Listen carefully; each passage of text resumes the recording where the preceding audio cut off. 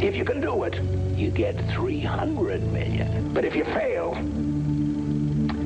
you don't get diddly.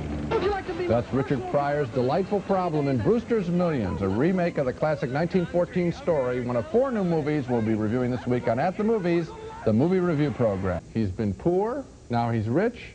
He has to get poor again before he can be rich again. See if you can figure it out. It has been filmed 6 times, dating back to the 1920s with Fatty Arbuckle. The story was written a few years before that by George Barr McCutcheon. This time, it's Richard Pryor as a minor league baseball player who inherits a fortune with one condition.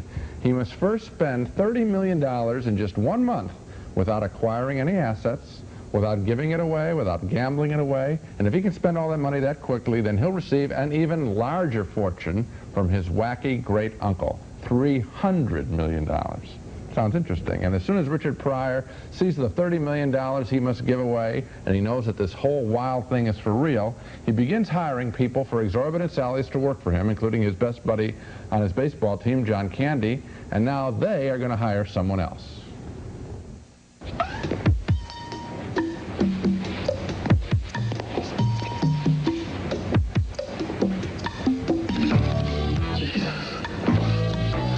This is real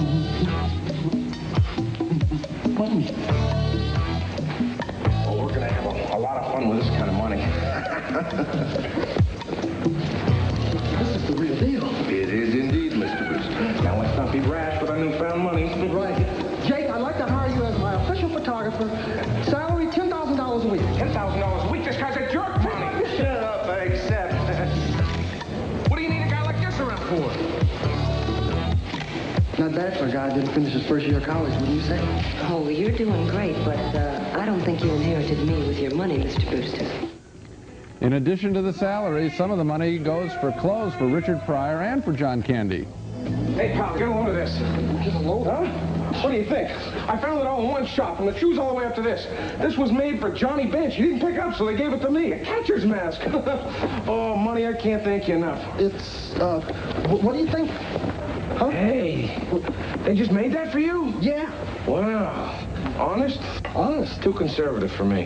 What are you For talking? me? Look, this is the new spike and hole in here. I know, but this is great. Well, great on you, but great as your accountant. Very nice. Yeah, she's nice, but she thinks I'm a lowlife. Well, I can understand that. Well, as you can see from those 2 scenes, this movie simply isn't as funny as you might expect. And ever since I saw it about a week ago, I have been trying to figure out why. And it hasn't been easy, because it's a classic story. Yet you wonder if we're all so much more sophisticated about wealth today. Everybody knows about interest rates and all this IRAs and all this stuff. Maybe this old chestnut simply doesn't work anymore, or at least it wouldn't work out the way it does in this film, we suspect. We sit there thinking that anybody could have spent that kind of money if they tried.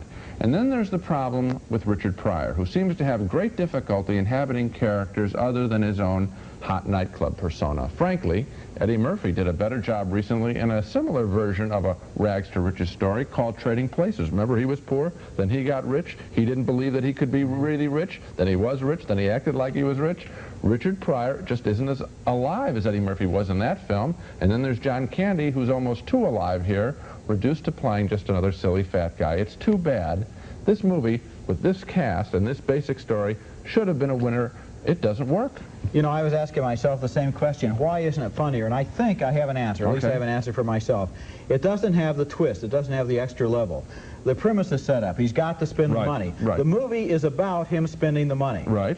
The movie should be about some kind of a problem that he gets into in spending the money that is itself funny. Some characters, some kind of a dilemma, some kind of an illegal activity. Right. Instead, it's just throw money here, throw money there, hire this guy, hire that guy, and then the dumb little love story, which doesn't really count. And then when he figures out a way to to spend the money, one very clever way I enjoyed, he could do it again and again and again, and he stops because the story has to take place. I won't say which one because it's kind of cute. I thought of another reason too. Okay. There's no real big bad guy who is being bad throughout the film. They're stuck there in the beginning, they come back in the end. He doesn't have an adversary constantly in the film, and there's no one to push up against. You're right, it needed a rewrite probably, and after they've made it 6 times, you'd think they'd finally get it right. And we're in agreement on Brewster's Millions, a major disappointment as a comedy.